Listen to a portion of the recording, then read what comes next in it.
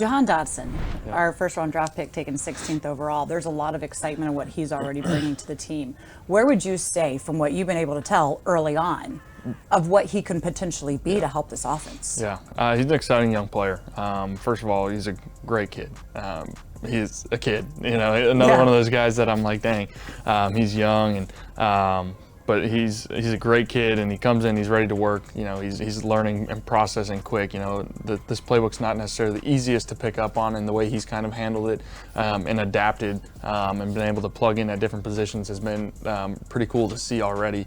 And he's a playmaker. You see how naturally he catches the ball and can stay in stride and body control and all of those things. And so he's definitely an exciting guy, and I think he'll have a great year as he just continues to grow within this offense. Everybody was saying having Curtis Samuel on his team last year was like getting a Ferrari for Christmas and you can't drive it.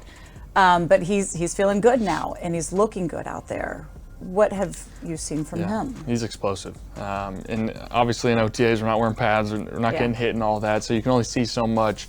But when you see, the ball getting in his hand, how quickly, he's making a guy miss or he's getting down the field, it's impressive. It's impressive, and I only played with a handful of guys that have that kind of quick twitch ability that he has, and it's been fun to kind of build that chemistry as well and see what he does well and how we can help each other out and get better. But when you see him with the ball in his hands, he's electric, and I've seen it, from afar over his career already, but seeing it up close and in person is pretty cool. Everybody talks about coming in here. We have to take advantage of you at this point in your career, being that vet, kind of knowing how to lead the room, lead the unit, and that expertise and experience that you come with.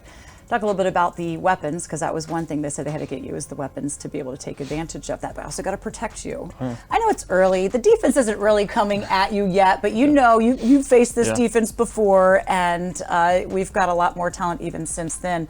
But how do you feel about the protection in the line so far? They're awesome. Awesome group of guys.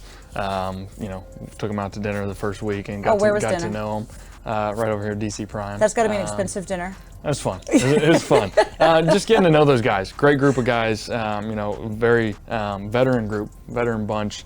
So it's been fun getting to know them, getting to work with them, and ton of confidence in how they're coached and how they prepare and who they are as people, and then also their ability to get the job done out there. So again, their veteran kind of presence with really most of them.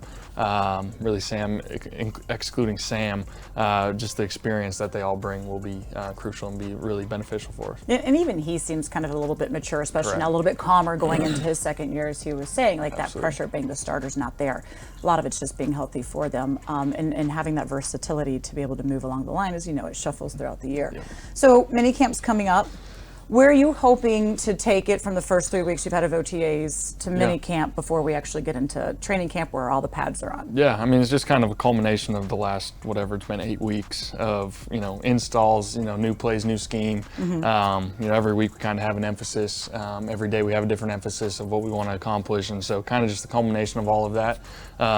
Hopefully we can get a really good jump, but then obviously we get a break. And hopefully this can kind of propel us into the off season so we come in kind of ready to roll for training camp. Do you put a certain amount of expectations on yourself for an offense? Like when can you look at the offense and the options you have, the line that's protecting you, and know kind of what you're capable of? Yeah, I mean, for one, I always have high expectations of myself and the team and the guys around me, and that's no different. That's no different this year with the guys and the weapons we have.